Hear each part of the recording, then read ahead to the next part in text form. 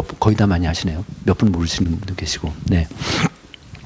저희 연구소가 6년 됐는데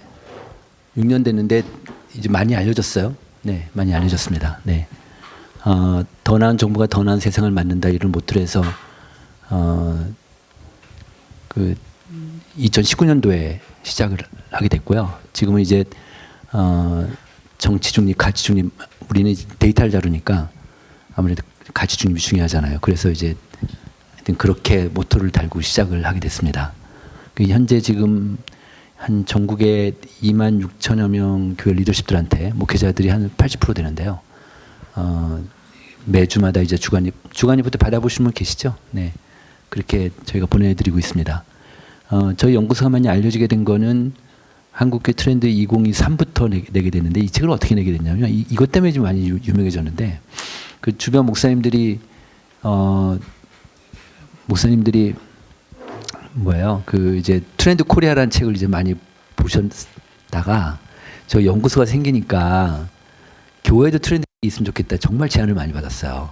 그래서 근데 트렌드 코리아도 조사를 통해서 하는 거거든요. 그 책도요. 그래서 저는 뭐 어차피 이쪽 일이니까 그러면 만들어보자 해서 아예 기획을 새로 크리에이티브하게 한 거예요. 그래서 주제를 10개 뽑아가지고 각 주제마다 조사를 다 해서 그래서 책을 만들었는데 이게 대박이 난 거예요. 그래서 각 교회들마다 이 책을 사서 뭐 서로 워크숍도 하고 장로들끼리 워크숍도 하고 하면서 이 책이 많이 팔리고 있습니다. 지금도 뭐 하여튼 그 이게 1년 단위로 보면은 그 기독교뿐 아니라 종교서적 1위 책이에요. 이게 그 정도로 많이 팔리고 있습니다. 네.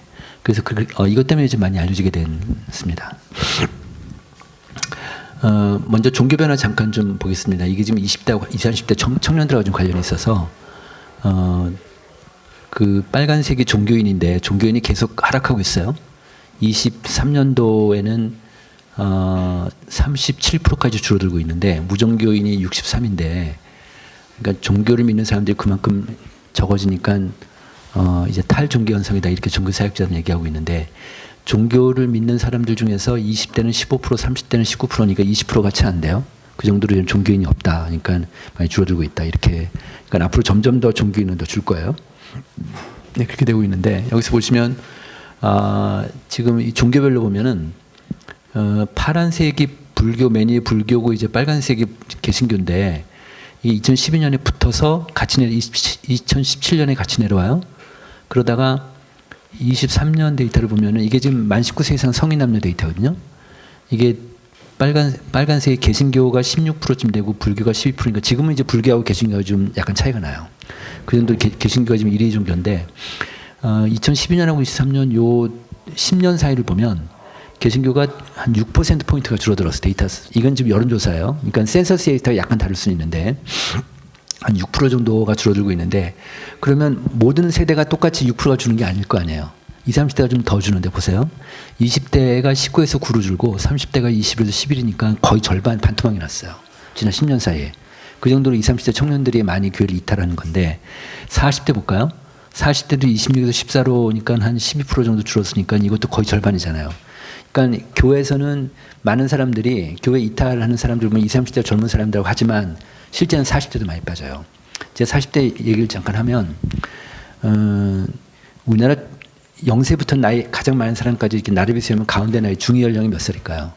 중위 연령 46살이에요 지금 46세인데 근데 교회의 중위 연령대가 교회 리더십이 없는 거예요. 그러니까 교회 장로가 정말 99%의 교회가 장로가 40대가 없어요. 다 50대 이상이에요. 근데 40대, 50대 아버지하고 50대, 60대 아버지하고 20, 30대 젊은 아들하고 대화됩니까? 안 됩니까? 안 되잖아요. 그러니까 50대, 60대 장로들이 아무리 이해하려고 해도 이해할 수 없는 게 20, 30대 사람들이에요. 그러니까 40대가 그래도 중간 브릿지 역할을 할 수 있는데 그게 지금 교회 리더십 불이 펑크난 거예요. 그런 문제가 있습니다. 네. 자, 그 다음에 이제 가난한 성도인데 교회 안 다니는 그 소위 그러니까 미소속 교인들이죠. 어른들이 지금 27%인데 여기 보시면 이게 10년 전에 10%였어요. 10년 전에. 한 10년 사이에 지금 27로 올랐거든요. 그럼 다음에 또 10년 뒤 되면 어떻게 될까요? 지금 40%가 넘어갈 것 같아요. 이게 지금 교회에서는 이게 가장 큰 위기상이에요. 교회에서는 가장 큰 위기상이 뭐냐. 전체 기독교인들은 이렇게 완만하게 줄고 아주 급격하게 안 줄어요. 완만하게 주는데 문제는 뭐냐면 이 사람들이 줄고 있어요. 이 사람들이. 그러니까 교회 출석하는 사람들이 신앙은 있는데 이제 교회를 안 다니는 사람이 많아지는 거죠. 그 지금 현재는 지난 10년 사이에 이렇게 많이 올라간 이유 중에 하나가 뭐냐면 가장 큰 요인은 유튜브예요. 유튜브가 있으니까 이제 온라인으로 신앙생활 하니까 교회 안 나오게 되는 거지. 그런 게 좀 있고요. 근데 여기 보면은 중고생 같은 경우는 이미 벌써 36%가 그 가난 성도로 좀 본인 스스로 응답을 해. 나는 예수 믿지만 교회 안 나가는 사람들이라고. 근데 고등학생은 46% 되니까 얘네들이 대학생 될 거 아니에요. 그러니까 지금 계속 대학생 올라가면서 그럼 얘네들이 지금 대학생 되면 교회 다닐까요? 쉽지 않지. 다니는 사람이 있겠지만. 그러니까 그만큼 이제 가난 성도가 점점 더 늘어난다 이렇게 볼 수 있으니까 교회 올라오는 청년들은 그만큼 더 적어질 수 있겠다 이렇게 볼 수 있겠습니다. 지금 저희가 학폭협하고 5년마다 한 번씩 조사하는데 22년 데이터를 보면 17년에 교회 출석하지 않는 애들이 학생들이 28% 되는데, 그러니까 여기서 보시면, 여기서 보시면은 지금 어른들 기준에서 한 27% 되는데, 이게 지금 몇 년도예요? 23년도 데이터인데, 근데 이게 지금 22년도 데이터인데 대학생이 22년 대학생이 지금 42%까지 올라가요. 42%까지. 그 정도로 많이 올라간다. 이렇게. 그러니까 대학생 중에 가능성도 그만큼 많아진 거죠. 네. 저는 그래서 이 친구들 있잖아요. 이 친구들 요거. 그러니까 코로나 이전부터 교회 다니지 않고 요 사람들이 기독교 신앙을 있으니까 학생 보금 단체, 학생 운동 단체들, 이 그 선교 단체들의 이 사람들이 그 프라이머리 타겟은 안 되지만 세컨더리 타겟은 될 수 있겠다.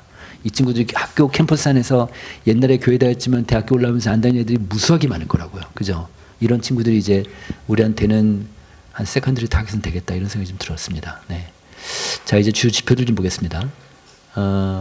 코로나 이후에 이거 보세요. 코로나 위에 이제 교회가 회복될 거 아니에요? 이제 많은 교회들이 회복되고 있는데 대형 교회가 회복이 더 잘 될까요? 소형 교회가 더 회복이 잘 될까요? 어떨 것 같으세요? 우리 상식적으로 대형 교회가 더 잘 될 것 같거든요. 근데 그렇지 않아요. 소형 교회가 회복이 더 잘 돼요. 여기 보시면은 그냥 이걸 볼게요. 29명 작은 교회들은요, 100% 미만가 아직 회복이 안 된 교회가 54%예요. 근데 500명 이상 중대형 교회는 회복이 안 된 교회가 83이니까 대부분의 교회가 회복이 안 됐어요. 대형 교회들은. 그러니까 제가 좀 전에 이제 그런 표현은 대부분이라는 표현 있잖아요. 여러분들 이제 언론 신문을 많이 보시니까 언론에서 여론조사 결과를 보면 대부분이라는 표현을 많이 써요. 국민 대부분이 어떻다 뭐 이렇게 할 때 대부분의 기준이 있어요. 몇 프로인지 아세요? 그게 조사업계에서는 저는 리서치 전문가니까 조사업계에서 언론사한테 배포할 때 대부분이라고 하는 기준을 정해줘요. 그게 몇 프로냐? 80%예요. 80%. 그렇게 보시면 됩니다. 그러니까 대형 교회 대부분이 아직까지 회복이 안 돼 있다 이렇게 볼 수 있겠습니다. 그다음에 이제 또 하나는 뭐냐면 이제 교인들의 신앙 양극화가 심해지는데 여기 보세요. 2024년 작년 6월달에 보면은 신앙이 깊어진다가 26%고요. 신앙이 약해진다가 18이에요. 비슷하다. 그러니까 지금 내 신앙이 코로나 전부터 어떠냐 했을 때 신앙이 깊어진 사람이 많았는데 그 1년 전만 하면은 23년도는 18하고 29니까 약해진 사람이 더 많았잖아요. 그러니까 교회 사역이 좀 떨어지고 있거든요. 교회 모든 사역들이 다 떨어지고 있어요. 코로나 전보다. 한 80%도 안 되고 있거든요. 그러다 보니까 교인들도 신앙이 떨어질 거 아니에요. 그죠? 교회 사역이 떨어지면 교인들 신앙이 떨어지는데 작년부터는 신앙이 오르기 시작했어요. 왜 그럴까요? 이게 유튜브 때문에 그래요. 그러니까 유튜브가 교회는 보완제 역할을 해요. 그러니까 유튜브 때문에 자기 신앙, 그러니까 지금은 교인들이 교회와 상관없이 자기 신앙생활 자기 스스로 하는 거예요. 유튜브를 통해. 그 주로 뭘 보냐? 찬양하고 설교를 들어요. 주로 이렇게 듣는단 말이에요. 그러니까 이 사람들이 이제 신앙, 그러니까 소위 지금 현대인의 그리스도인들은 요 몇 년 사이 그리스도인들은 슬기로운 그리스도인들이에요. 말하자면 그렇게 되고 있는 거죠. 그런데 20대 청년들만 보면은 보세요. 요 깊어진다는 24%고요. 비슷하다가 29고요. 약해졌다가 34예요.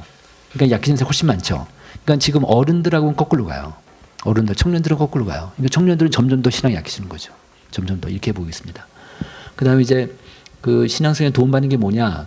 지금 한국 교회에 성도들의 지금 10년 사이에 나타나는 현상이 뭐냐면 예배에 대한 의존도가 떨어져요. 그리고 교회에 대한 만족도가 떨어지거든요. 이거 보세요. 신앙 성장에 도움받는 게 뭐냐 했을 때 10년 전에는 예배하고 목사님 설교가 64였는데 10년 후에 딱 지니까 28로 뚝 떨어졌어요. 진짜 많이 떨어졌죠. 그만큼 예배에 대한 의존도가 떨어지는 거죠. 그러니까 목사님 설교, 우리 교회 목사님 설교 못해도 괜찮아. 나 그냥 뭐 유튜브에 있으니까 딴 교회 설교 들으면 되니까. 그런데 그러면 뭐가 올랐느냐? 가족이 올랐어요. 가족이 9에서 20으로 오르고 미디어가 1에서 19로 오르고 이렇게 오른 거예요. 이렇게. 근데 이제 미디어는 이제 이건 이제 만약에 그 유튜브라는 거죠. 말하자면. 그런데 여기서 보시면 자 지금 이게 10년 새에 이렇게 변했는데 이 가족이 왜 이렇게 왜 이렇게 올라갔을까요? 가족이. 지금은 가족 종교화 시대예요. 부모가 교회 다니면 애들도 교회 다니고 부모가 교회 안 다니면 애들도 교회 안 다니고 저희 데이터로 보면은 양 부모가 교회 안 다니는 아이들이 중고등부 같은 경우에 양 부모가 교회 안 다니는 애들이 한 10%밖에 없어요. 나머지는 다 그 교회 다른 교회 어쨌든 부모가 교회 다니는 사람들인 거죠. 그러다 보니까 가족의 영향을 받는 거지. 지금 20, 30대 청년들 중에서 여러분들 청년 사역 하시니까 20, 30대 지금 교회 청년들 중에서 모태신앙 비율이 한 몇 프로 될 것 같으세요? 몇 프로 좀 될 것 같으세요? 모태신앙 비율 아이들이 청년들이 80%? 저희 데이터로 한 55% 나와요. 55%. 그 정도로 많아요. 모태신앙이. 그러니까 제가 얼마 전에 저는 대학교 다닐 때 사회학을 전공했습니다. 근데 저희과 교수들을 만났는데 이 중에 한 사람이 이런 얘기를 해요. 요즘 대학생들은 신입생이 올라오면 자기 의사결정권이 없는 애들 같대요. 근데 왜 그러냐니까 이게 학교에서 좀 어려운 일이 있으면은 집으로 전해서 엄마한테 물어본대요. 어떻게 해야 되냐고. 요즘 애들이 그런가 봐요. 그러면서 이 선생 하는 얘기가 요즘 엄마들은 사랑하는 엄마가 아니라 매니저맘이래요. 매니저맘. 엄마가 어릴 때부터 학원 디자인해서 계속 돌리니까 아이들은 엄마한테 절대적으로 종속적인 거지. 말하자면. 그런 거니까 가족의 영향을 받는 거예요. 그러니까 앞으로 청년 사역은 반드시 부모하고 연결되지면 안 될 거예요. 그러니까 교회 학교도 마찬가지, 청년 사역도 마찬가지일 것 같아요. 네, 그렇게 좀 볼 수 있고요. 근데 또 하나는 미디어인데 미디어는 지금 1에서 19니까 유튜브인데요. 그럼 이 데이터가 만약에 2033년에 10년 뒤에 되면 어떻게 될까요? 10년 뒤 되면 이거 더 떨어질 거예요. 그리고 이거 더 올라갈 수 있고 이거 더 올라갈 수 있겠죠. 특히 미디어 같으면 더 올라갈 수 있을 거예요. 그죠? 그래서 이제는 앞으로 미디어 사역이 뭐 결정적일 것 같아요. 미디어 사역이. 실제로 코로나 이후에 미디어 사역을 잘하는 교회들이 교인수가 많이 늘었어요. 실제로 그래요. 근데 요거 빨간색은 뭐냐면 그 20대층만 봤더니 이들은 21%까지 떨어지고 가족 변수는 더 올라가고 미디어는 더 떨어지고 가족 변수가 올라갑니다. 네, 그렇게 보이고 있습니다. 자, 그다음에 이제 이건 뭐냐면 그 연령 구간별로 좀 비중을 본 건데요. 이게 지금 보건사회연구원에서 발표된 자료인데요. 이 보시면은 지금 우리가 25년이니까 중반쯤 되겠네요. 지금 청년 인구가 19세에서 34세가 지금 주황색이에요. 이게 지금 21%인데 보세요.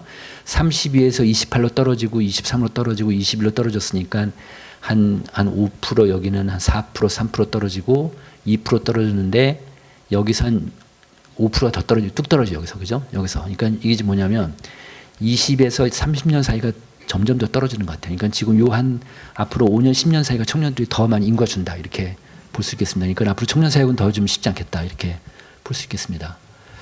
자, 우울한 한국 청년이다. 그 우울증 환자 중에서 2030이 제일 많다. 이건 아실 거예요.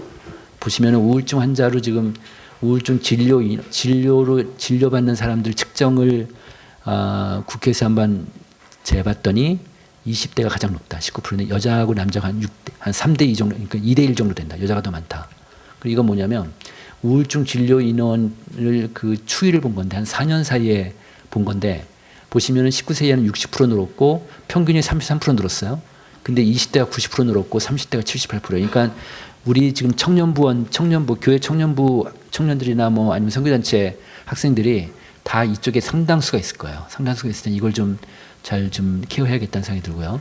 그 다음에 이제, 이게 지금 22년 데이터인데 거의 비슷해서 그냥 갖고 왔습니다. 지금 현재, 우리나라 지금 지난해 데이터로 보면 시간당 자살자 수가 1.6명이에요. 약간 늘었어요. 코로나 때 좀 줄다가 다시 올라가는데 그 증가 속도가 되게 빠른 편이에요. 그런데 지금 1.6명이 되는데 그래서 하루에 한 36명 정도가 죽고 있어요. 그런데 보시면 이건 아마 아시는 분 계실 거예요. 10대, 20대, 30대까지는요. 사망 원인 1위가 자살이에요. 지금 매년 9월 달마다 9월 둘째 주 화요일 날 통계청에서 항상 사망 원인을 발표하는 이게 되게 중요하거든요. 그 보도자료 그 중간에 보면 자살자 수가 나와요. 자살 데이터를 보면은 10대하고 20대, 30대는 사망 원인 1위가 자살이에요. 그다음 40대, 50대 이렇게 되고 있고요. 이렇게 나간다. 근데 20대 청년들이 근데 이제 자살을 하는데 자살을 시도했는데 실패하는 비율이 있을 거 아니에요. 그죠? 실패하는 비율이 한 자살 성공이라기 이상하다. 성공 10%밖에 안 돼요. 90%는 다 다시 실패하고 그러는데 실패하는 사람들이 다 응급실에 올 거야. 병원 응급실에 올 거 아니에요. 응급실 중에서 20, 30대가 44% 된다. 이렇게 보면 됩니다. 네. 자, 그 다음에 기독 청년들. 지금 현재 한강다리 있잖아요. 여기 한강다리. 한강다리에 지금 그 많은 사람들이 투신 자살을 하고 있는데 그 한강다리에서 한강에 매일마다 경찰 보트가 80번을 왔다 갔다 한대요. 그 정도로 많아요. 아, 그러니까 뭐 지금 우리나라는 그 언론에 발표 안 됐지만 그 우리나라가 OECD 데이터를 보면 근친 살해율 1위 국가예요. 우리나라. 그러니까 참 그 연구 대상 국가예요. 그러니까 세계적인 사회학자들은 다 대한민국을 되게 이 사우스 코리아가 되게 연구 대상 국가예요. 사회적으로 이렇게까지 망가진 나라가 그렇게 많지 않으니까. 네, 그렇습니다. 자, 기독 청년들 인식을 좀 보겠습니다. 그 기독 청년들 저희가 조사를 했어요. 교회 다니는 친구들한테, 20, 30대 청년들한테 돈이 최고의 가치다. 92%. 이 돈에 대한 예민함, 민감성이 어른보다 청년들이 좀 더 심해요. 그거 아실 거예요. 그게 더 심해요. 이거 왜 그럴까를 생각해 보면 그 아까 제가 말씀드렸던 그 교수 하는 얘기가 요즘 대학생들은 다 효자 효녀래요. 다 효자 효녀. 이유가 뭐냐면 그 이유가 재밌어요. 아무리 좋은 대학을 나오고 아무리 공부를 잘해도 평생 집을 못 산다는 걸 아는 거예요. 집 못 사죠. 제가 저는 그 대학교 졸업하고 한국 갤럽에 입사를 했습니다. 근데 갤럽에서 그때 제 신입사원 때인데 88년도, 89년도에 그때 우리나라에서 이슈가 하나 있었어요. 서울에서 신혼부부가 결혼해서 부모 도움 안 받고 몇 년 안에 집을 살 수 있는지가 이슈가 됐어요. 그래서 제가 조사를 했거든요. 그 당시에 공보처지, 공보처. 지금은 이게 어느 부처인가 하여튼. 그래서 조사를 했더니 평균 몇 년 나왔게요. 8년 나왔어요, 8년. 지금 못 사요, 지금은. 지금 부모 도움 없이는 뭐 못 사는 거지. 그러니까 지금 이제 부의 승기가 돼요. 그러니까 그렇게 되는데 이러다 보니까 이 청년들이 오로지 바랄 수 있는 건 부모 유산밖에 없는 거예요. 그러니까 부모들한테 다 그냥 그 효자 효녀가 되는 거지. 자, 능력이 있다고 성공한 사회가 아니다. 66%. 부모 도움 없이는 성공할 수 없다. 74%. 이게 되게 높아요. 현재보다 더 높은 계층을 상승할 수 하는 게 어려운 사회다. 86%. 한 번 실패하면 재기할 수 없다. 56%. 착한 사람이 손해 본다. 85%. 아, 이러니 뭐 참. 그러니까 그래서 이 사회에 대해서 되게 비관적이에요. 그죠? 네, 그러니까 우리 청년들이 아마 이거는 교회 다니는 친구들이나 아니거나 비슷할 거예요. 네, 그렇게 보면 될 것 같고. 그다음에 이제 그다음에 또 하나 뭐냐면 불행한 세대다. 우리는 기성세대, 그러니까 우리는 불행한 세대라는 게 이제 이게 무슨 얘기냐면 기성세대 20, 30대보다 불행하다 이거거든요. 그러니까 우리 부모님, 우리 아버지 세대보다 우리 아버지가 20, 30대보다 내가 더 불행해 이거예요. 말하자면 그런 얘기예요. 그 다음에 능력 면에서는 나는 우리 아버지 세대가 못하다고 생각한다가 28%니까 72%는 못하다고 생각하지 않는다는 거예요. 그죠? 그런 얘기고. 은퇴 후에 지금 기성세대 은퇴 후보다 경제적으로 못한 사람 살 것 같다. 지금 20, 30대 젊은 사람들은 은퇴 후에 우리 아버지 은퇴 때보다 나는 더 못 살 거라고 생각하는 거예요. 그래서 지금 사회학자들이 현재 3, 40대 상공사원들 있잖아요. 지금 3, 40대를 어떻게 표현하냐면 대한민국 역사상 그들의 부모 세대보다 처음으로 가난한 세대가 될 거래요. 그러니까 이들은요 오로지 돈에 꽂혀 있어요. 돈에. 그러니까 이들을 대상으로 조사를 해보면 앞으로 5년 이내 새해 5년 이내 이루고 싶은 꿈이 뭐냐면 다 돈이에요. 돈이에요. 돈으로 다 귀결되는 거예요. 네, 그렇게 되는 거죠. 그러니까 이런 인식을 좀 갖고 있다는 거고, 그다음에 결혼에 대해서는 결혼 꼭 해야 된다라는 게 그렇다 38%고 그렇지 않다 58%. 결혼은 같은 기독교 신자 해야 된다도 그렇지 않다 51%. 자녀는 가져야 된다가 52%. 이유는 성경 말씀 어기는 것이다. 그렇지 않다. 어기는 것이 아니다라는 게 61%고. 동성 결혼은 죄를 짓는 것이다. 이것만 좀 긍정해요. 긍정 68%고요. 지난번에 학폭교 데이터를 보면 대학생들한테 조사해봤더니 주변에 자기가 동성애자, 양성애자 11% 나왔죠? 그때. 꽤 많이 나왔어요. 자기가 동성애자나 양성애자라고 생각하는 친구들이 11% 나오고 주변에 그런 친구들이 있다는 비율이 30%가 좀 넘었어요. 그렇게나 높았어요. 그다음에 결혼하지도 않고 출산하는 것은 성경을 어기는 것이다. 54%. 그렇지 않다. 그러니까 확실히 이제 그 결혼과 관련해서는 어떤 이런 전통적인 가치관들이 성경의 가르침이 아니라는 인식이 있다는 거죠. 네. 그다음에 이제 그렇지만 신앙이 오를수록, 그러니까 이게 뭐냐면 신앙 수준을 저희가 한번 그룹핑을 해봤는데 가장 신앙이 깊은 친구들 보면은 이렇게 좀 약간 더 올라가고 있습니다. 더. 네. 그런 식이 나타납니다. 제가 그 하나 말씀드릴까? 동성애에 대해서 여러분들도 아마 이제 동성애는 신앙 수준보다 연령 변수가 더 높아요. 설명력이 더 높거든요. 그러니까 신앙이 깊어도 나이가 젊으면 동성애를 찬성해요. 그리고 신앙이 약해도 나이가 많으면 동성애를 반대해요. 그렇거든요. 그러니까 연령 변수가 더 커요. 이건 그런데 제가 우연찮게 동성애 보고서를 하나 보게 됐어요. 동성애 협회가 있어요. 동성애자 협회가 있는데 그 협회에서 보고서를 봤는데 그 보고서가 꽤 두꺼운 보고서였는데 그러니까 전국의 동성애자를 대상으로 인식조사를 한 거예요. 근데 그 보고서를 제가 읽고 저는 맨날 그런 것만 하는 사람이니까 보고서 수준이 되게 높아요. 대학교 교수들이 분석을 했더라고요. 되게 높은 수준의 보고서였어요. 제가 그걸 봤더니 좀 놀랐어요. 제 스스로가. 이 동성애자들 있잖아요.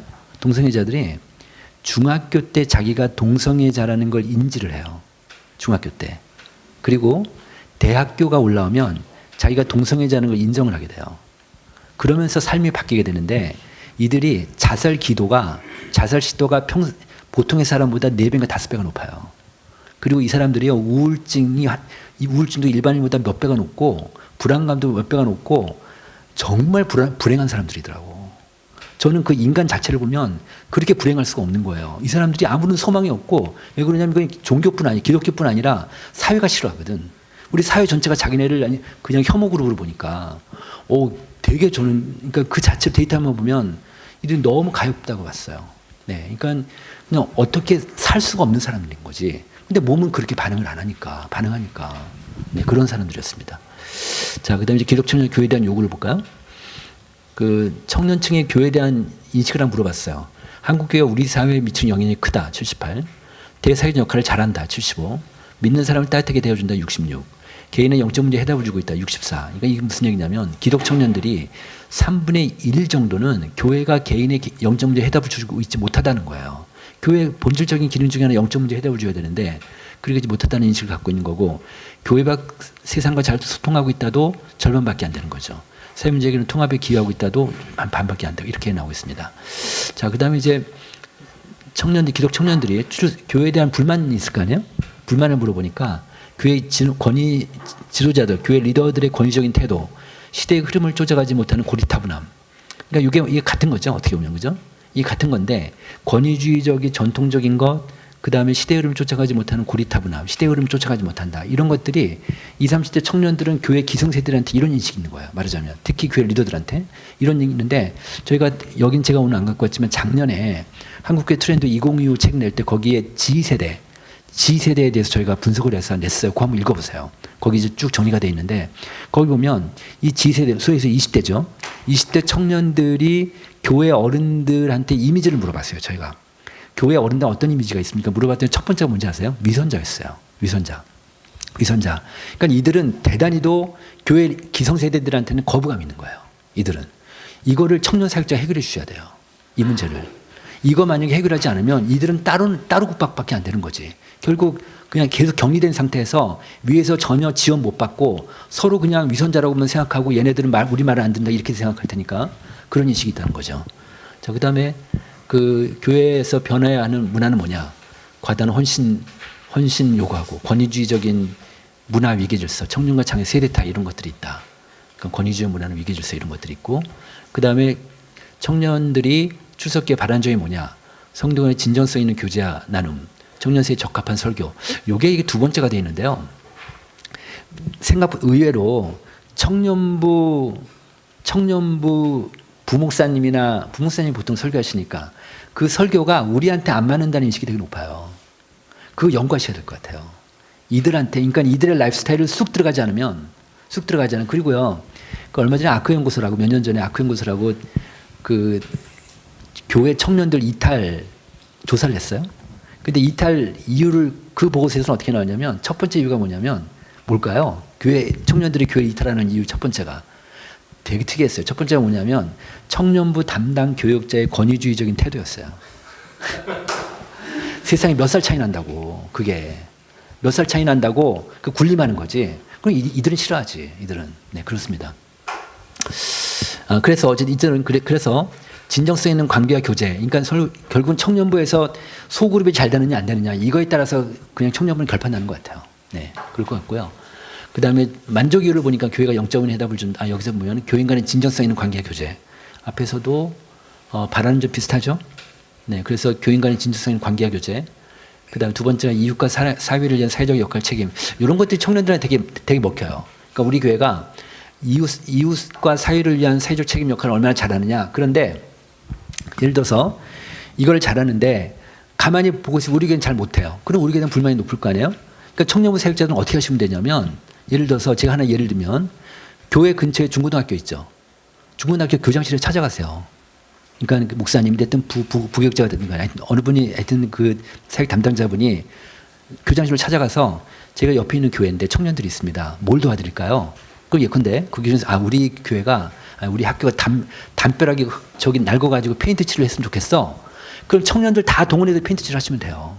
그러면 전 교회적으로 그건 굉장히 큰 사회봉사가 될 거고 청년부도 단합되는 거고 그다음에 또 하나 뭐냐면 목사님들 잘 모르시는데 그 봉사 있죠. 봉사. 저희가 봉사를 깊이 있게 조사를 해보면 어떤 데이터가 튀어나오냐면 교회 안에서 봉사하는 게 있고 교회 밖에서 봉사하는 거 있잖아요. 교회 밖에서 봉사하는 게 이게 그 두 가지 열매가 있어요. 하나 뭐냐면 교회 밖에서 봉사하는 사회와 소통한다는 그런 열매가 하나인 반면에 교인들 간의 그 봉사자들끼리 친교가 대단히 올라가요. 친교력이. 교제력이 대단히 올라가요. 그러니까 그게 교회 안에서 봉사할 때는 게임이 안 돼요. 교회 밖에서 봉사할 때 이들끼리 친해지고 이 교제하는 그게 확 올라가거든요. 그런 효과가 있어요. 그래서 교회 밖에서 봉사하는 거를 청년부원들이 적극적으로 하시는 게 되게 중요할 수 있겠다. 그렇게 보시면 교회 안에서뿐만 아니고 안에서 지지고 볶고 그냥 속으로 파고 그럴 게 아니라 밖으로 나가서 어쨌든 봉사활동 계속 찾아내는 게 되게 중요하다. 그런 걸 좀 제가 꼭 말씀드리고 싶어요. 네. 자, 그다음 청년들은요. 청년들한테 물어본 건데 청년들이 교회 행사 진행에 많이 동원된다. 그러니까 82%. 그러니까 청년들은 어떤 생각을 갖고 우리는 동원용이라고 생각해요. 교회에서. 그러니까 만약에 성탄절이 된 크리스마스 때가 되면 그때 되면 뭐 트리 달고 뭐 교회 뭐 노력 봉사하고 뭐 다 청년들 시키잖아요. 청년들은 우리는 동원용이야. 그런데 청년들한테 헌신을 강요하는 것도 뭐 이렇게 높긴 한데 이들은요 청년의 교회 의사결정 참여 이제 찬성하는 비율이 90%예요. 이 청년들이 어떤 욕구에 아마 아실 건데 교회 의사결정에 참여하고 싶어요. 우리도 교인이니까 우리도 그 교인 중에 한 명이니까 교회 의사결정을 참여하고 싶은 거예요. 이거를 우리 청년 사역자가 반드시 대변해 줄 필요가 있는데 예를 들어서 그 합정동에 있는 어느 교회인데요.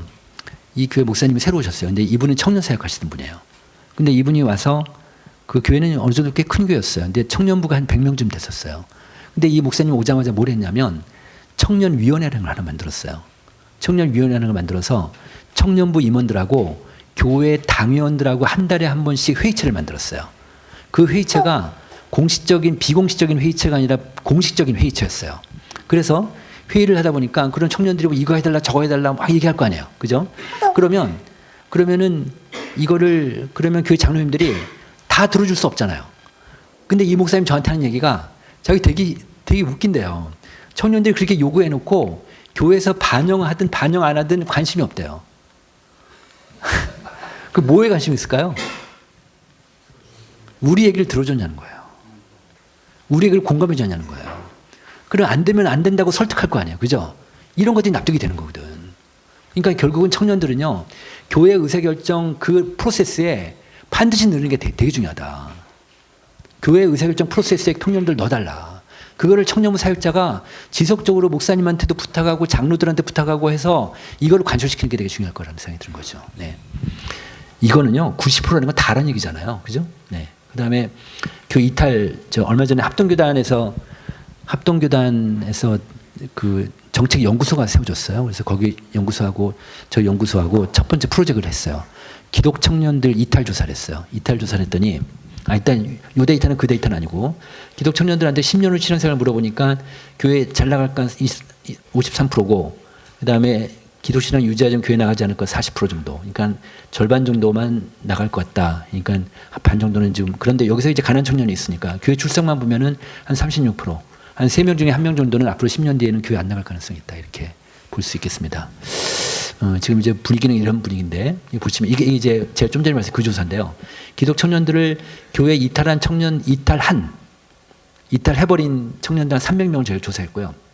그 다음에 이탈하고 싶은 교회를 떠나고 싶은 또 300명을 조사했던 이런 데이터. 그러니까 이 하늘색이 교회 이탈 청년이고 이 살색이 앞으로 이탈 의향 청년들인데 보시면 이탈 이유를 보면은 교회를 떠난 친구들은 개인적인 문제가 커요. 개인적인 문제, 신앙적인 문제보다 개인적인 문제, 그러니까 교회적인 문제보다는 개인의 문제, 개인의 신앙 문제들 이런 것들이 크고 그런데 이 교회 의향 떠나고 싶은 친구들은요 교회 부정적인 모습 때문에 떠나고 싶어요. 이런 차이가 있어요. 그러니까 교회 부정적인 모습을 보이는데 실제 떠나는 거는 그게 아니라 물론 그것도 있지만 그거 아니라 자기 개인적인 욕구가 더 큰 거지. 이렇게 차이가 나요. 이렇게 차이가 나는데 그래서 이걸 다시 한번 제가 분리를 해봤어요. 교회 이탈한 청년들은 개인 문제와 교회 문제가 반반 정도 되더라. 근데 이탈 의향 청년들은 개인 문제보다는 교회 문제가 더 크다. 이렇게 볼 수 있겠습니다. 네. 그러니까 우리가 보통 이제 뭐 앞에서 강의하고 나면 청년들 강의하시는 분들 보면 교회 문제 때문에 청년들이 떠난다 이렇게 그냥 아주 단호하게 얘기를 하지만 그 사람 얘기는 틀린 거죠. 사실은 그 사람 얘기 틀린 거예요. 그러니까 반반 정도 된다. 반반 개인의 문제도 있다. 그냥 내가 다니기 싫은 거지. 귀찮고 주일날 일어나기 싫고 그다음에 나 일하는 거 있고 뭐 이런 여러 가지 요인 때문에 안 나가는 이런 것들이 있다는 거죠. 자, 그다음에 이탈 요거 한번 잘 생각해 보세요. 이탈한 청년들한테요.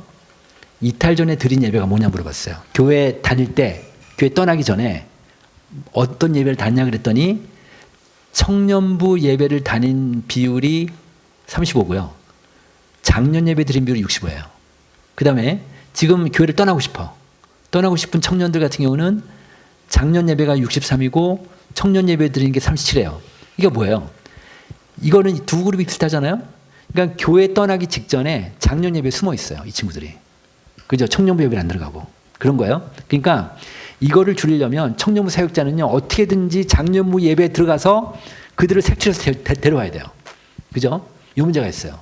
작년부에 들어간다는 얘기는 교회를 떠날 가능성이 그만큼 많은 거지. 그죠? 네. 그렇게 보시면 되겠습니다. 네. 그 다음에 이제 교회 이탈 의향 아직까지 왜 안 나가냐고 물어봤어요. 왜 안 나가냐? 저기 나갈 생각인데 왜 안 나가냐 물어봤더니 첫 번째 이유가 뭘까요? 부모예요, 부모. 부모 때문에 못 떠나는 거예요. 부모 때문에. 그러니까 결국 부모가 가장 큰 이들을 교회 이탈하는데 가장 큰 허들은 부모예요. 다시 얘기하면 부모가 이들을 잡을 수 있다는 거죠. 아무도 못 잡는다. 부모가 잡는다. 네, 그런 측면에서 보면은 이 부모가 중요하고 특히 아까 제가 얘기한 데는 이 친구들은 성인들은 다르지만 청년들은 아직까지 부모한테 영향을 받기 때문에 부모로부터 용돈도 받고 하기 때문에 부모 말이라면 안 들을 수가 없는 거예요. 그죠? 그런 측면에서 부모를 청년 사역자들은 부모하고 정기적으로 간담회를 하고 부모들 데리고 와서 부모 교육도 시키고 청년부 뭐 하여튼 청년부 부모들 다 초청해서 행사 같은 것도 하고 해서 또는 1대1로 만나시고 그런 게 되게 중요하다는 거예요. 네. 그렇습니다. 청년 사역을 위한 제언. 청년 사역의 독립화. 그러니까 청년들은 그 자기네끼리 떼서 청년 사역 별도로 뗀 교회들이 있죠. 그죠? 그런 경우는 좀 청년 사역이 잘 되잖아요. 그래서 이런 것들은 되게 중요할 수 있을 것 같고. 그 다음에 청년들을 교회 의사결정 프로세스에 참여시키는 게 되게 중요하다. 청년 조직 전체를 소그룹 중심으로 시스템을 바꾸자. 왜냐하면 이제 이들이 원하는 건 진정성 있는 교제와 관계니까. 그 다음 청년 사회에 적합한 설교. 이거는 계속해서 사역자들의 훈련을 좀 해야 될 것 같고. 이걸 한번 제가 제가 좀 말씀드리고 싶은데요.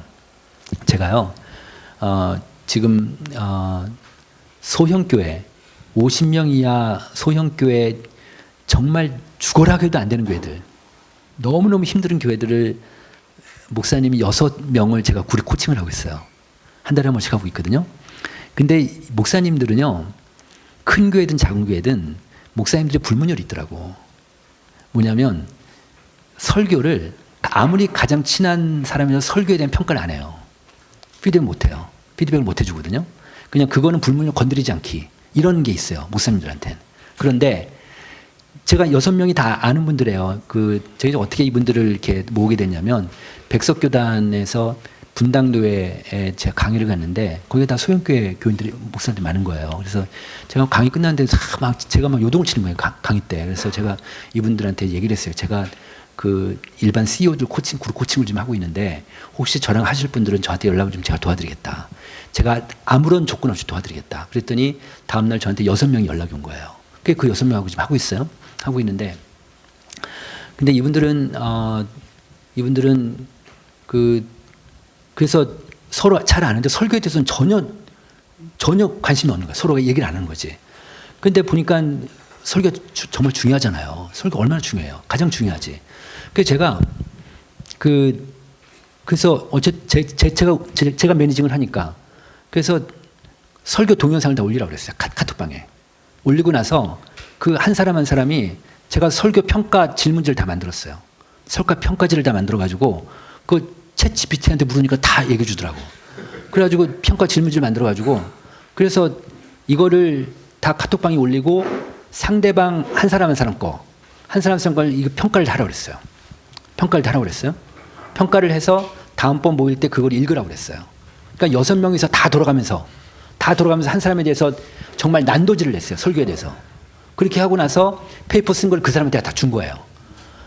뭐 그랬죠. 그리고 나서 이제부터는 이제 매달 한 번씩 설교문을 올리라고 그래요. 설교문. 설교문 올리면 설교문을 평가해서 아예 새로 써주든지 서로 평가를 해주고 이렇게 해서 하기로 했더니 뭐 이분들의 얼굴이 환해졌어요. 얼굴이 환해졌어요. 여러분들 정말 설교는요. 정말 반드시 누구로부터 피드백을 받으셔야 돼요. 제가 하나 말씀드리고 싶은 거는 그 경영학의 아버지 누구죠? 피터 드러커라고 있어요. 피터 드러커 우리나라에 책 많이 번역돼 있죠. 그분 책을 좀 읽으면 그분 책에 많은 책에 이런 얘기가 나와요. 개인의 성장과 조직의 성장을 이루는 지구상에서 역사상 유일하고도 결정적인 방법이 하나 있대요. 그게 뭘까요? 피드백이에요. 피드백. 나를 성장시키려면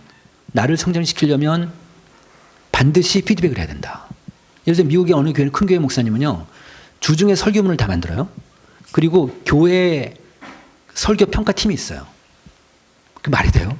평신도 중에서 목사님 설교 평가팀이 있어요. 그래서 일주일에 한 번씩 만나서 그들 앞에서 목사님이 설교를 해요. 그들 앞에서. 그리고 설교 피드백을 그 평신도로부터 받아요. 그거 고쳐서 주일날 설교해요. 그래서 그런 교회도 있어요. 그러니까 여러분들 설교가 가장 중요하니까 설교 피드백을 반드시 받으라. 반드시 누구를 통해서인지 하여튼 받으라. 제가 좀 전에 근데 저는 이제 그동안 이 목회대회 연구소 한 6년 해보니까 제가 스스로 내린 결론이 하나 있어요. 뭐냐면 교회는 목사가 바뀌는 것만큼 성장한다는 거였어요. 교회는 목사가 바뀌는 것만큼 변한다. 제 주장이에요. 제 주장. 그러니까 제가 좀 전에 말씀드린 6명의 소형교회 목회자들 저희끼리 약속을 했어요. 우리 중에서 1년 뒤에 저랑 딱 소그룹을 1년만 하기로 했어요. 1년만. 1년 뒤에 100명 이상은 나오게 하자. 100명 이상. 근데 왜 양적으로 승부를 보느냐면 제가 이건 자신 있어서 그래요. 이 양적인 성장하고요. 질적인 성장이 같이 갈까요? 같이 안 갈까요? 같이 가요. 불행히도.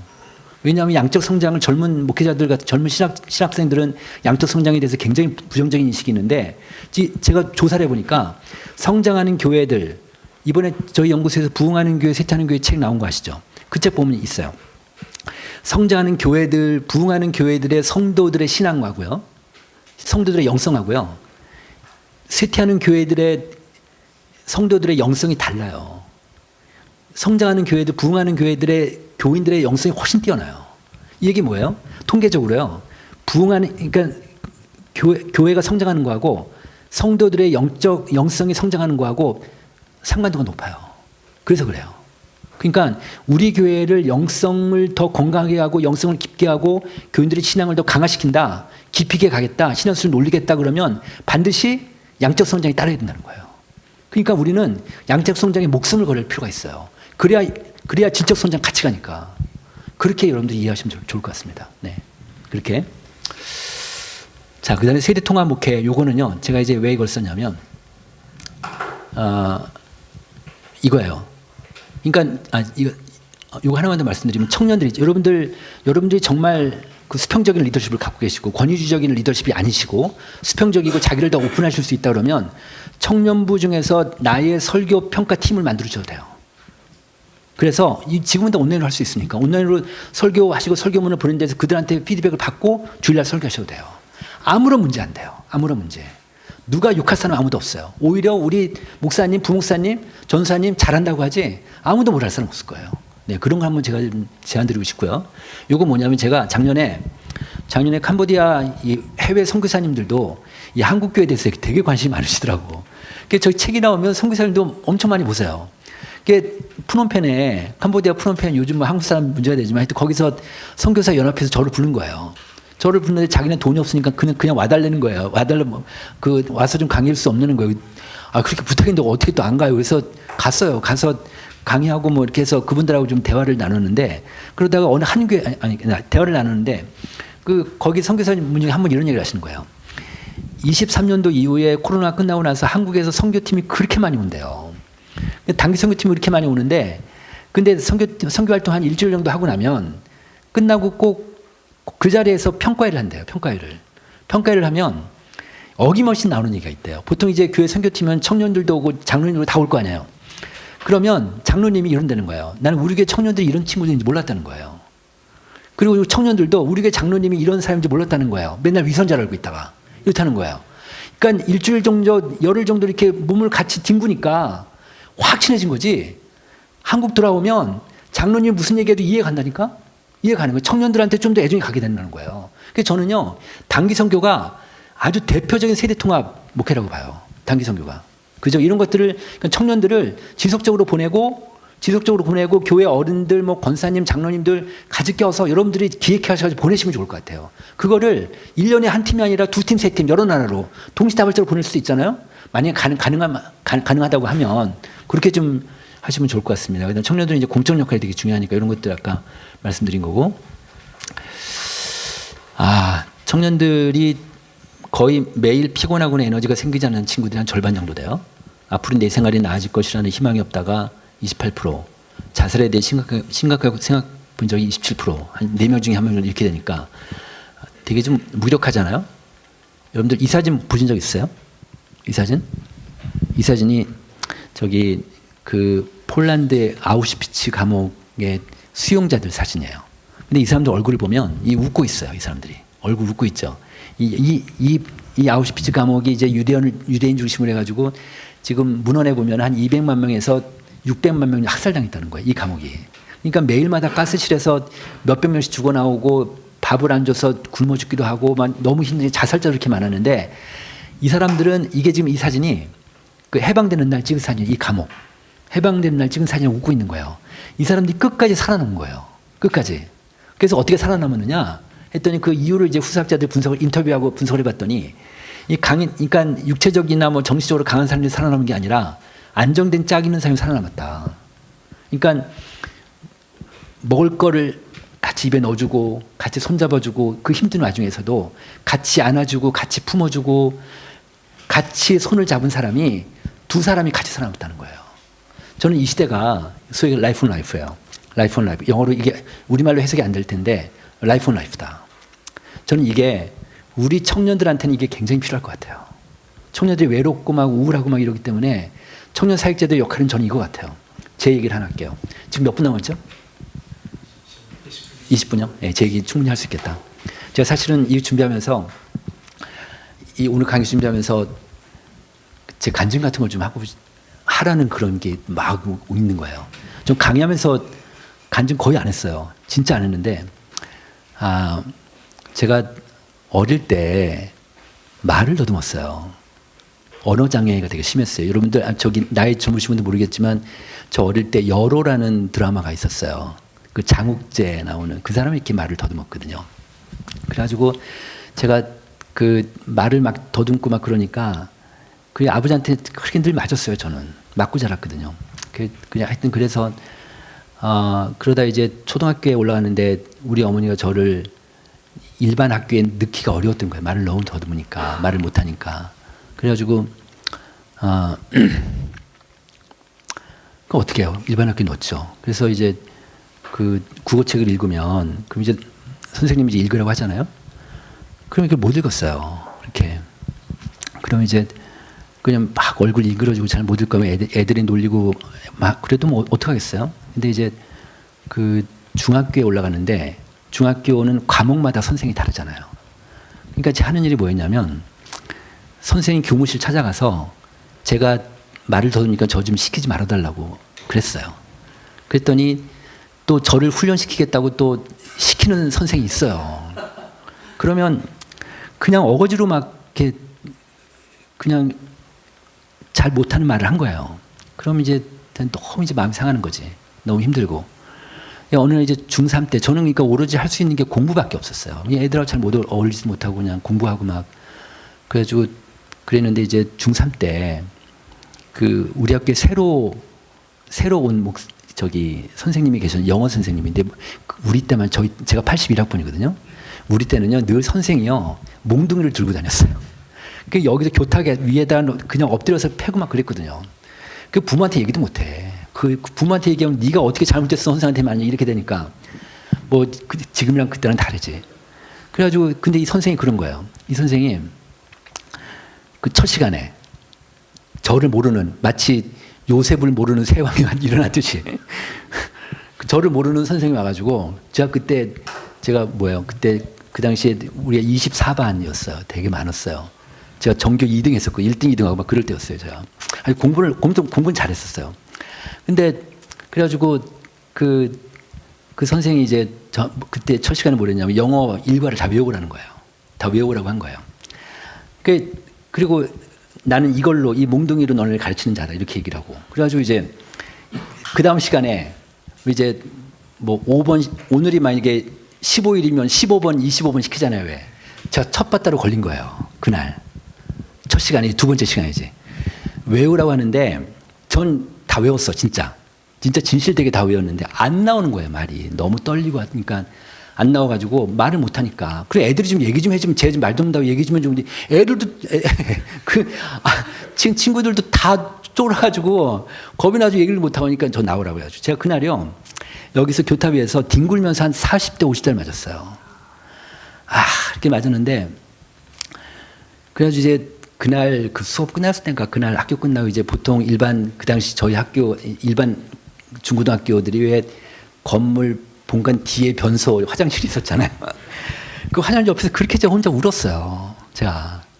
내가 뭐가 될까? 내가 뭐가 될 수 있을까? 이렇게 공부해봤자 뭐하나? 말을 못하는데 뭐 그렇게 지냈어요. 저는 그때 유일한 소망이 그냥 우리 엄마 아버지 제가 맞이거든요.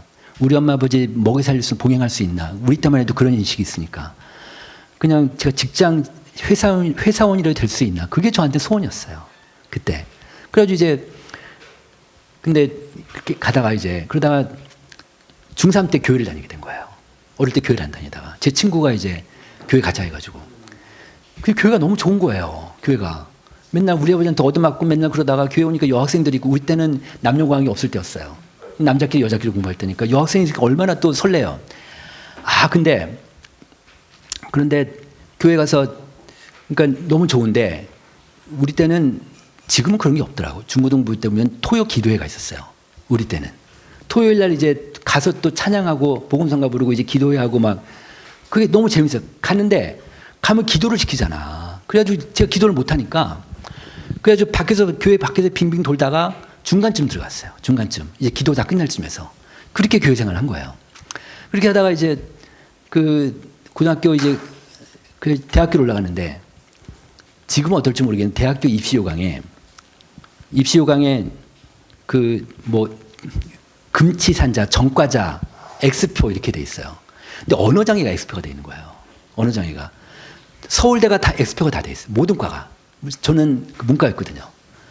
근데 연고대도 스카이가 오로지 한 과만 공표가 쳐 있는 거예요. 문과 중에서. 그게 연대 사회과예요. 그래서 제가 그 과를 간 거예요. 그 과를. 참. 그래서 그 면접을 보는데 자네 학력고사 몇 점? 제가 학력고사 1기거든요. 학력고사 몇 점을 하니까 말을 못하지 내가. 말을 너무 떨리고 하니까 말 못해가지고. 그래서 그냥 더듬거리면 제가 말을 더듬습니다. 죄송합니다. 이렇게 해가지고 이제 그래서 면접 끝나고 나서 면접 때 몇 마디 못했지. 결국 합격이 됐어요. 그 과는 어쨌든 공표가 쳐져 있으니까. 그래서 대학교 생활 들어간 거예요. 대학교 딱 들어갔는데 여학생 있네. 이제 남자들만 있는 게 여학생이 있으니까 또 얼마나 그래가지고 또 이거 어떻게 해결하나. 그래가지고 이제 교수님한테 그러니까 제 선배 그 고등학교 선배들한테 찾아가가지고 그 필수 과목은 전공 필수 과목은 그 선생한테 갔어요. 교수실로. 제가 말을 더듬으니까 그 말 더듬으니까 시키지 말아달라고 부탁을 하고 그건 안 시키더라고 진짜. 근데 교양 과목 같은 경우는 교양 과목은 그 선배들한테 듣고 시키지 않는 그 책 읽으라는 거 시키지 않는 교수만 찾아다녔어요. 그렇게 1, 2, 3학년을 지낸 거예요. 1, 2, 3학년을. 그러다가 그 어릴 때 교회는 다녔지만 전 신앙적인 체험은 안 했었죠. 그러다 이제 그 저희 학교의 영문과 1학년을 우리 교회 후배가 들어왔어요. 근데 걔랑 제가 말도 더듬지만 또 이렇게 어떻게 하다가 걔랑 사귀게 됐어요. 한 몇 개월 사귀는데 이제 그 걔가 저보고 헤어지자는 거예요. 제가 좀 너무 접근 대시를 했나 봐요. 그래가지고 걔가 헤어지자고 막 그래가지고 안 된다. 그래가지고 뭐 그러다가 이제 서로 실랑이 하다가 걔가 저한테 그런 거예요. 오빠 그 UBF를 한번 가봐 그러는 거예요. 얘가 UBF에 피신을 당했다가 여기 UBF 출신 있어요? UBF에 피신을 당했다가 얘는 도망 나온 애야. 근데 UBF 성경 공부가 얘는 마음에 들긴 했어요. 오빠 거기 갔으면 공부를 해봐 이렇게 된 거예요. 그래가지고 제가 그 마음에 이제 딱 마음이 있었지. 그러다가 이제 계속 저 혼자 방황하다가 막 그러니까 저는 1학년 때부터 뭘 했냐 전혀 저는 인생에 소망이 없어요. 아무런 소망이 없고 그러니까 저희 학교 신천 로타리에 우산 속이라는 고고장이 있었어요. 디스코텍 이 뭐라고 하나 지금 뭐라고 하나. 그럼 제 친구하고 맨날 거기 가서 춤춘 거예요. 맨날 술 먹고 그냥 우리 엄마 아버지한테 돈 타내가지고 뭐 영어 사전 산다고 뭐 딕셔너리 산다고 뭐 이렇게 해가지고 그래서 그 돈 갖고 그냥 맨날 그냥 놀고 술 먹고 이렇게 지냈어요. 1학년, 2학년 때를 그렇게 지낸 거예요. 그러다가 3학년 때 이제 갑자기 큰 힘듦이 온 거예요. 제가 이제 걔랑도 헤어지고 막 이렇게 되면 너무 방황을 하다가 어느 날 성경을 읽고 싶은 마음이 드는 거예요. 중학교 때부터 교회 다녔지만 한 번도 성경책을 교회 말고는 안 읽다가 그래가지고 학교 중앙도실 가가지고 성리책을 읽는데 마태복음부터 읽는데 와 막 들어오는 거예요. 말씀이 막 뜨거워지는 거지 말하자면 저한테는 그게 이제 뭐 그런 역사가 일어난 거예요. 그래가지고 안 되겠다 싶어 대학 노트를 하나 사가지고요. 말씀 보면서 하여튼 좋은 것들은 다 제가 다 썼어요. 옆에다. 그러니까 한 며칠 만에 한 권이 다 날라온 거예요. 그렇게 다 쓴 거예요. 그 갈급함이 그걸 못 채우는 거예요. 그래서 저 혼자 제 발로 UBF를 간 거예요. UBF를 갔어요. UBF 갔더니 거기서는 되게 이상한 놈이지. 세상에 피싱에도 잘 안 오는데. 그래가지고 저 성경 공부 선생을 거기는 UBF는 1대1로 공부시키거든요. 1대1로 이제 공부를 성경 공부 선생님이 그 당시 직장인이었어요. 직장인하고 이제 그 부부가 이제 거기 사역을 같이 하시는데 직장인 그 남편분이 그분 이름이 채칠 목자였어요. 채칠 목자님이었는데 그 연예관 그랬는데 이분하고 이제 성경 공부를 하기 시작한 거예요. 근데 이제 이분이 퇴근하고 와서 해야 되니까 저는 어리니까 이 사람이 얼마나 힘든지는 전혀 생각을 안 한 거죠. 세상에 직장 생활하다가 저녁 때 와서 1대1 성경만 이게 말이 이게 됩니까 이게? 요즘 세상은 어렵지. 근데 그분이 그렇게 한 거야. 그래서 저 이제 요한복음 1장부터 이렇게 공부를 하기 시작하는 거예요. 그 요한복음 1장에 그 믿는 자, 그 하나님의 자녀 되는 자는 하나님의 권세를 준다고 그랬잖아요. 권세가 프리빌리지. 내가 이제 막 특권이 있다. 뭐 이런 생각도 하게 되고. 그다음에 2장이 포도주 늦은 예수님. 3장이 니고데모. 근데요, 이 유배푼 또 특이한 게 뭐냐면 요해라는 게 있어요. 그게 뭐냐면 이제 1대1로 공부하잖아요. 그러면 그 선생님이 자기가 1대1 공부한 사람들 학생끼리 모아가지고 일주일에 한 번씩 모여가지고 소감 발표를 해요. 소감문을 쓰는 거야. 제가 이제 요한복음 1장 하면 다 소감문을 쓰는 거예요. 또 2장 하면 소감문을 쓰고. 그래가지고 소감문을 썼는데 소감문을 쓰고 이제 발표를 하라는 거예요. 요에서. 세상에 여기까지 또 발표를 하나요. 하여튼 그래가지고 말을 듣는데 어떡하겠어요. 그래서 그 요회원들한테 학생들 거기 여학생도 있고 하니까 제가 근데 거기는 어쨌든 자기 삶을 고백하러 온 사람이니까 제가 말을 더듬으니까 좀 이해해달라고. 그러면서 1장부터 소감 발표를 하게 된 거지. 그냥 막 더듬거리 말로 막 이렇게 한 거예요. 그러다가 3장 니고데모 그 물과 성령으로 거듭나는 거. 그때 내가 좀 이상해요. 4장이 사마리아 여인. 내가 정욕으로 찌든 자였구나. 5장이 38년 된 명자. 제 기억에 3장, 4장, 5장 공만 소감문 읽으면서 제가 혀가 풀리는 게 느꼈어요.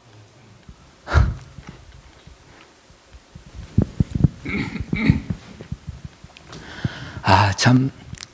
저는 그때가 20대 초반이죠. 그러니까 어린 시절을 그렇게 이것 때문에 이렇게 고생을 하다가 말씀으로 이렇게 고쳐진 케이스인 거예요. 왜 누가 제일 놀랐을까요? 우리 어머니 아버지가 제일 놀랐지. 어머니 아버지가 얘가 갑자기 말이 튀으니까 그렇게 된 거예요. 그래서 UBF에서 이제 훈련을 받기 시작한 거예요. 이제 그래서 제가 바로 이제 그때가 3학년 때였는데 제 우리과 친구가 그 카스사 시험에 돼가지고 1학년부터 카스사 시험을 갔는데 이제 휴가 때 학교에 오면 그렇게 미군 부대 자랑을 하는 거예요. 뭐 여자가 그렇게 많고 막 그냥 술도 네 마음대로 먹을 수 있고 막 그게 저는 혹해가지고 시험 공부 걸렸다니까요. 그래서 걔 말 듣고 제가 카스사 시험 공부를 했어요. 저 시험은 자신 있었으니까. 그래서 시험 딱 된 거예요. 그래서 이제 그래가지고 미군 부대 가서 놀겠다 싶어가지고 그랬는데 딱 예수를 만난 거예요. 그때. 그래서 UBF에서 군 파송 예배 드려주잖아요. 파송 예배 드리고 제가 라이프 테스트머니. 세상에 그때가 사무엘 목사님이었는데 A4지로요. A4지가 아니지. 그 대학 노트. 제 인생 사반생기를 간증문을 써오래요. 그런데 대학 노트로 10장을 써오래요. 10장을. 야, 세상에 쓸 게 뭐 있다고 이렇게 썼어요. 그랬더니 읽지도 않고 다음번에 5장으로 줄여오래요. 5장 줄여오라는 거예요. 그리고 또 줄여갔죠? 그랬더니 그 5장 줄인 걸 갖고 2장으로 줄이래요. 그렇게 얘기하더라고. 그래서 다시 줄였어요. 그 2장을 전체 회원들, 학생들 앞에서 발표하게 된 거예요. 자, 그랬죠. 그때 글 쓴 능력이 제가 갤럽 들어가는 결정적인 이유였어요. 갤럽에 제가 이제 학교 졸업하고 갤럽에 들어갔는데 갤럽의 영어 시험도 있지만 왜냐면 보고서를 쓰니까 보고서에는 장문력이 되게 중요하거든요. 장문에서 제가 됐어요. 장문에서. 그때 소감을 쓰느라고.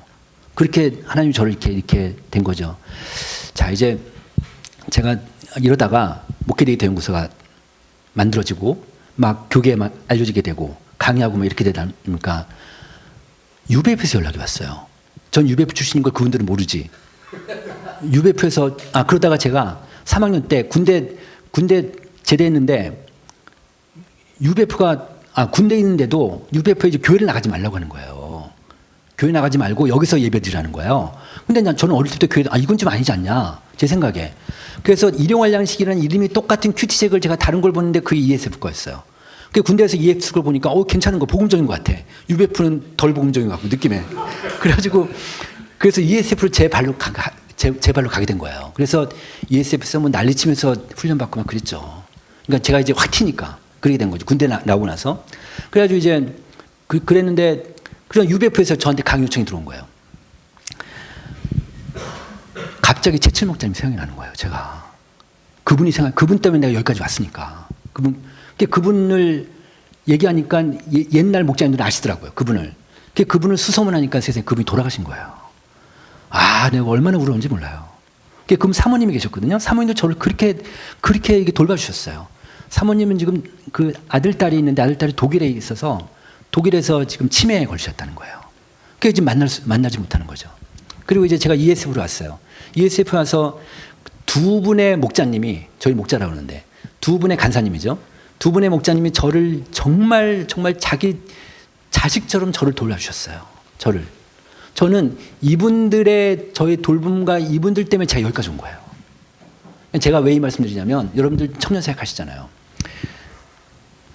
저 같은 자를 키워주세요. 한국 사회 각 분야에, 저는 한국계로 왔지만 한국 사회 각 분야에서 정말 리더십들을 여러분들이 키울 수 있을 거예요. 네, 그런 자들을, 그런 자들을 정말 한 명이라도 좀 키우시는 그런 분들이 됐으면 좋겠습니다. 그렇게 해서 제가 좀 이런 생각이 들어서 제 얘기를 하게 됐습니다. 그래서 저는 그야말로 학생운동의 열매예요. 저는 그야말로 대학생 학생운동의 열매거든요. 그러니까 저 같은 자를 학생운동의 열매들을 여러분들이 교회 청년부라고 똑같으니까 여러분들이 좀 그런 자들을 키우려면 이거예요. 라이프 온 라이프예요. 라이프 온 라이프. 여러분들이 정말 한 명에 대해서 안정된 짝이 돼서 그들을 끝까지 케어해주고 끝까지 돌봐주고 이런 청년들 좀 키웠으면 좋겠다는 생각이 듭니다. 왜냐하면 청년들은 미래가 무한하잖아요. 어떻게 될지 모르니까. 네, 그렇게 좀 키웠으면 좋겠다는 생각이 들었습니다. 여기까지 마치겠습니다. 감사합니다.